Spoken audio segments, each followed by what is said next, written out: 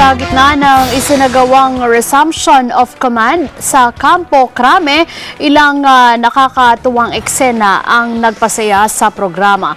Maging si Pangulong Rodrigo Duterte napatawa sa ilang mga pagkakataon. Ang detalye sa report ni Mar Gabriel. Bago mag-alas 10 ng umaga, dumating sa Campo Crame si Pangulong Rodrigo Duterte.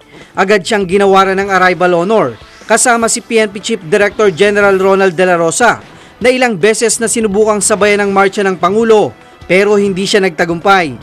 Halata naman na hindi pa sanay ang Pangulo sa susunod na gagawin.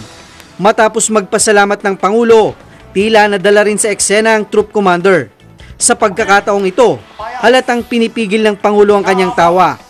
Ng ating panauhing pandangal, Pangulong Presidenteng Rodrigo Roa Duterte, Pangulo ng Republika ng Pilipinas.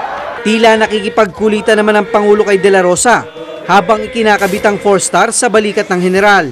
Bago magtalumpati si De La Rosa, isa-isa niyang binanggit ang pangalan ng mga mahalagang bisita gaya ni Senador Manny Pacquiao,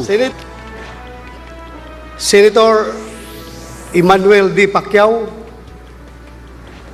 Good morning, pre.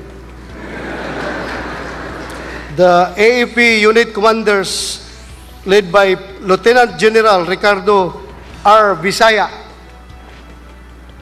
the incoming Chief of Staff this afternoon. Sorry sir, naunahan kita. Nauna ko ngayon, ikaw mamayang hapon ka pa sir.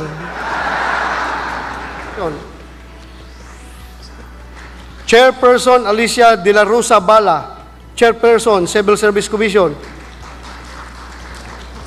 Mas matindi po kayo sa akin, ma'am. Ako ay Batu De La Rosa, ikaw ay De La Rosa Bala. Mas nakakatakot ka. Special mention din si dating PNP Chief Retired General Alan Purisima na dumalo sa programa kasama ang iba pang retiradong opisyal. Sir, last night, my wife and my children toured the White House. And my wife told me, Ronald, dapat magpasalamat ka kay General Purisima dahil ang ganda ng tirahan natin ngayon. Without General Purisima, hindi tayo makatira ng ganito kaganda na bahay. Salamat, sir. Galing sa puso, sir. Ha? Hindi ako nangangantsaw, sir. Totoo yan. Galing sa puso. Totoo yan, sir. Hindi po namin ma-experience yung without you doing that White House, sir. Yung iba kasi, masyado lang silang naiinggit at masyado nilang ginagawa ng istorya si General Purisima. Pero hindi na alam yung paghihirap ni General Purisima na hanggang liig po yung baha na na-experience niya doon sa Old White House. Kaya naghanap si General Purisima ng pundo na mapagawa yung bagong White House. At ngayon po sir, ako'y nag-enjoy. Salamat sir. Hindi rin nakaligtas sa biro ni De La Rosa si dating PNP Chief Retired General Nicanor Bartolome.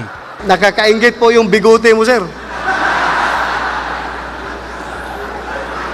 Pagkatapos nito, naging seryoso na sa kanyang talumpati si De La Rosa, partikular na sa misyon niya na tapusin ang problema sa iligal na droga. Para sa Eagle News, Mar Gabriel, I'm Juan with 25.